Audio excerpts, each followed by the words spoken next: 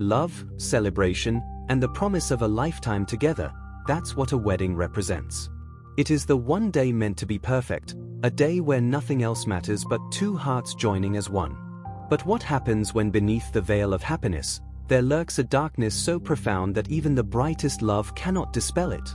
This is not just a story about love, it is also a tale of secrets, betrayal, fear, and the lengths people will go to in order to survive. This is the story of Charlotte and James, a couple seemingly destined for happiness. Theirs was the kind of romance that sparked envy in friends and admiration from strangers. They were soulmates, or so everyone thought. From their first meeting at an art gallery opening to their whirlwind courtship filled with stolen kisses and late-night conversations, they seemed like the perfect pair. Yet, behind every smile and tender glance lay a shadow, a secret that neither could have foreseen would unravel everything on the happiest day of their lives. Their wedding day was the epitome of perfection, a breathtaking venue nestled deep within rolling countryside, a heartfelt ceremony surrounded by family and friends, and a celebration filled with laughter, music, and dancing under starlit skies. Friends toasted them, wishing them endless joy and prosperity. Family members exchanged hugs, tears streaming down their faces as they watched the young couple begin their journey together. For all intents and purposes, this should have been the start of something beautiful. But appearances can be deceiving. Beneath the surface of this idyllic event lay tensions no one noticed, or perhaps chose to ignore. The bride's hands trembled slightly as she raised her glass during the toast. Her radiant smile sometimes faltered, replaced briefly by an expression of unease. And then there was the moment she hesitated at the altar, the flicker of doubt crossing her face before she quickly composed herself. Only James saw it, his brow furrowing ever so slightly as he wondered if he had imagined it. By morning, the bridal suite would become a crime scene, and a secret long buried would finally resurface. What did Charlotte hide behind her radiant smile? And how did her wedding night end in bloodshed? The grand estate stood like something out of a fairy tale, its sprawling gardens wrapped around the venue like arms embracing the guests who arrived to witness the union of Charlotte and James. As twilight descended, soft golden lanterns flickered against the crisp evening air, casting warm glows over manicured hedges and blooming flowers. Inside the main hall, crystal chandeliers bathed the ballroom in shimmering light, reflecting off delicate floral arrangements that adorned each table. The air smelled intoxicatingly of roses, expensive champagne, and freshly baked pastries wafting from the kitchen. Laughter echoed through the halls, mingling with the strains of classical music played by a string quartet tucked neatly into a corner. Guests dressed in their finest attire danced under twinkling lights, their movements graceful and carefree. Waiters weaved effortlessly between them, offering trays laden with exquisite hors d'oeuvres, tiny sandwiches topped with smoked salmon, miniature quiches bursting with flavor, and chocolate truffles dusted lightly with cocoa powder. Conversations flowed easily, punctuated by bursts of laughter and heartfelt reminiscences about the happy couple. To any observer, it appeared to be the quintessential picture of blissful celebration. Yet, subtle hints of tension whispered beneath the surface, almost imperceptible but present nonetheless. Charlotte, the bride, moved gracefully among her guests, greeting well-wishers with practiced ease. She wore a gown crafted from layers of white lace, its intricate patterns catching the light and making her look ethereal. Her dark eyes sparkled with joy, though occasionally they darted nervously toward the edges of the room, scanning the crowd as if searching for someone or something. Those who knew her best might have noticed the faint trembling of her hands whenever she lifted her champagne flute to take a sip. Even her signature laugh sounded slightly forced, lacking the genuine warmth that usually accompanied it. James, her devoted groom, stayed close by her side throughout the evening.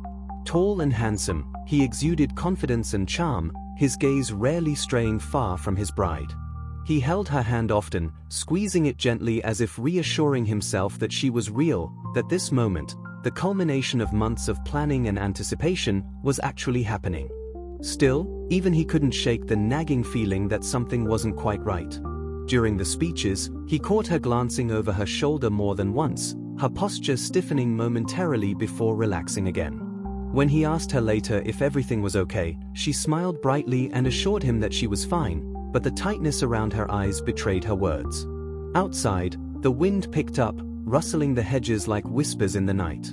Somewhere in the distance, an owl hooted, its cry barely heard over the joyful music drifting outside. The night felt alive, pregnant with something unseen, something waiting. Shadows lengthened across the grounds, pooling in corners where the lanterns didn't reach. A chill ran down the spines of those who ventured too far from the warmth of the house, though none dared voice their discomfort aloud. After all, it was supposed to be a night of unbridled happiness, free from worry or concern. As midnight approached, the party reached its peak. Guests spilled onto the terrace, some lighting sparklers while others gathered near a makeshift bonfire crackling merrily despite the cool temperature. Children chased fireflies, their giggles carrying high above the chatter of adults.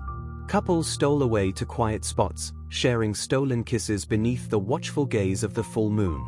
Everything seemed perfect, until the clock struck 12, signaling the beginning of the end. The church was packed with loved ones, every pew occupied by family and friends eager to witness the union of Charlotte and James.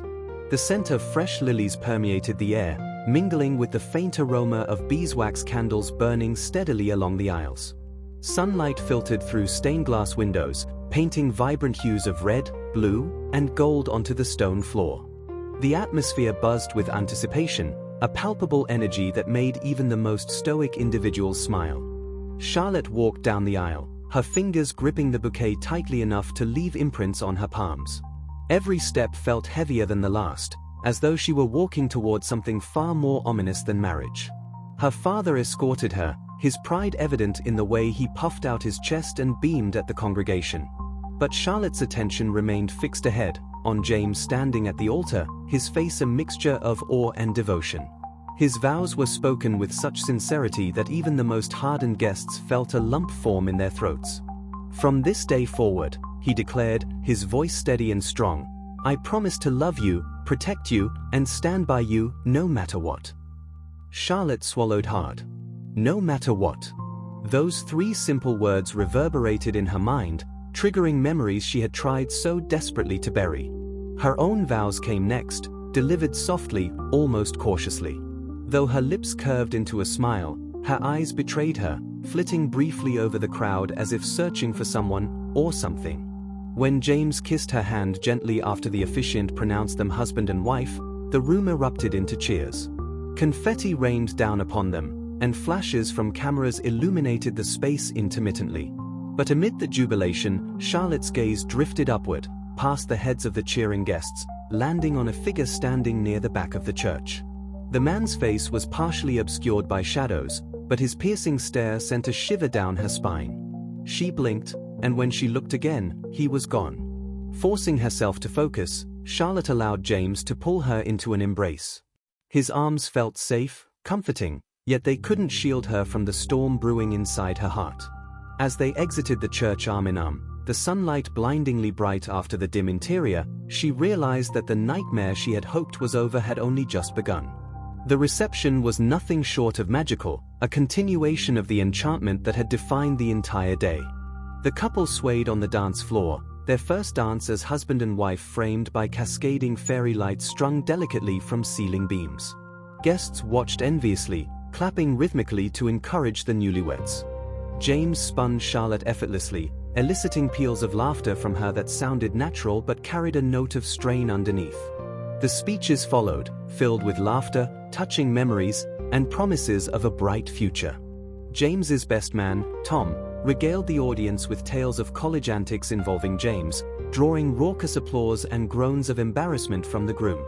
Charlotte's maid of honor, Emily, spoke eloquently about their friendship, recounting moments that showcased Charlotte's kindness and strength. Both speeches ended with heartfelt congratulations, leaving many wiping away tears.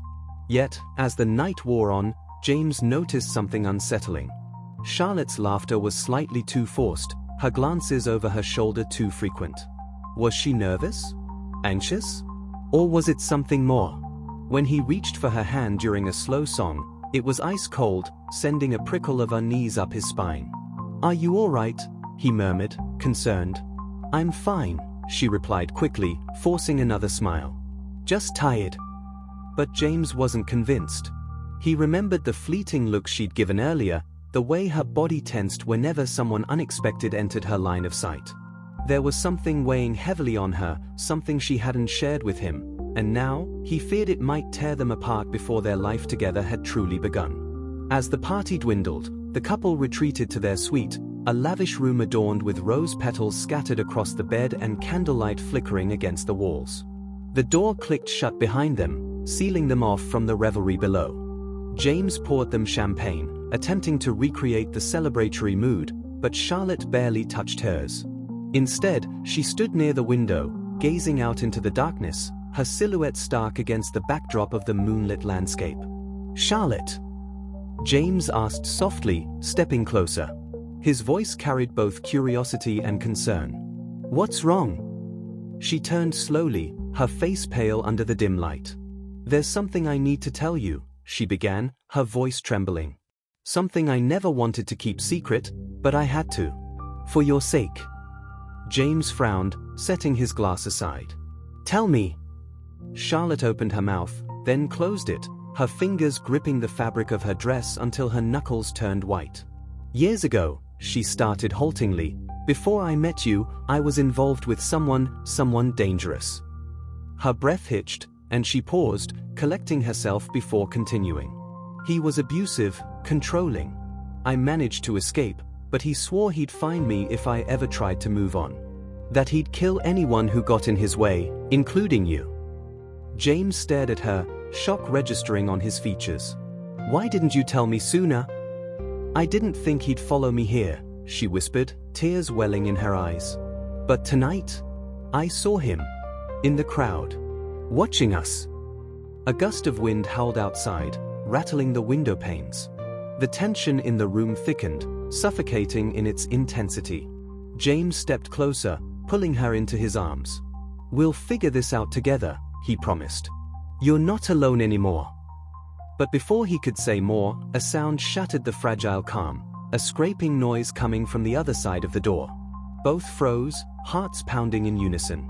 Slowly, James released Charlotte and moved toward the entrance, reaching for the lamp beside the bed.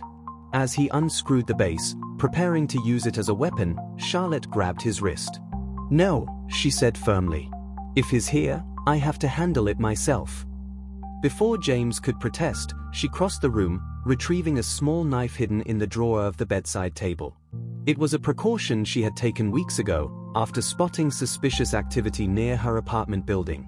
Now, it seemed eerily prescient. The doorknob twisted slowly, the lock giving way with a soft click. The door creaked open, revealing a shadowy figure silhouetted against the hallway light. Without hesitation, Charlotte lunged forward, the knife flashing in the dim glow. The intruder stumbled back, cursing, but recovered quickly, grabbing her wrist and twisting it painfully. The blade fell from her grasp, clattering to the floor. "Who are you?" James demanded, stepping into the fray. But before the stranger could respond, Charlotte acted impulsively, striking him with the lamp James had abandoned. The man crumpled to the ground, unconscious. Panting, Charlotte sank to her knees, shaking uncontrollably. "It's over," she whispered, though neither of them believed it entirely. Somewhere, deep within the recesses of their minds, they both knew the truth. The real danger had only just begun. James never saw the blade until it was too late. A sharp, desperate gasp escaped his lips as he stumbled backward, clutching his side. Blood bloomed against his crisp white shirt, spreading rapidly in stark contrast to the pristine surroundings. Charlotte stood frozen, the knife trembling in her hands, her expression a mixture of horror and sorrow. "I'm sorry," she whispered, her voice barely audible over the roaring in her ears. "I had no choice." James collapsed to the floor, his vision blurring as he struggled to comprehend what had happened. Pain radiated through his body, each heartbeat pulsing hot liquid warmth that seeped into the plush carpet beneath him. He reached out weakly, his fingers brushing against Charlotte's ankle before slipping away. "You?" he managed to choke out, disbelief etched into every syllable. Tears streamed down her face, mixing with the streaks of blood smeared across her cheeks. "James, please understand, I thought you were him. I panicked. I thought," her voice broke, dissolving into sobs. The memory of the note flashed through her mind, the chilling message scrawled in jagged letters, "I'm here. She had assumed the worst, that the man from her past had infiltrated their sanctuary, disguised as James to lure her into a trap. In her desperation to protect herself and him, she had acted without thinking, driven by instinct rather than reason. But she was wrong. The true danger hadn't been James. And now, the real monster was still out there. The police arrived shortly after Charlotte called 911, her voice trembling with guilt and grief. They found her sitting beside James's lifeless body, blood staining her wedding gown.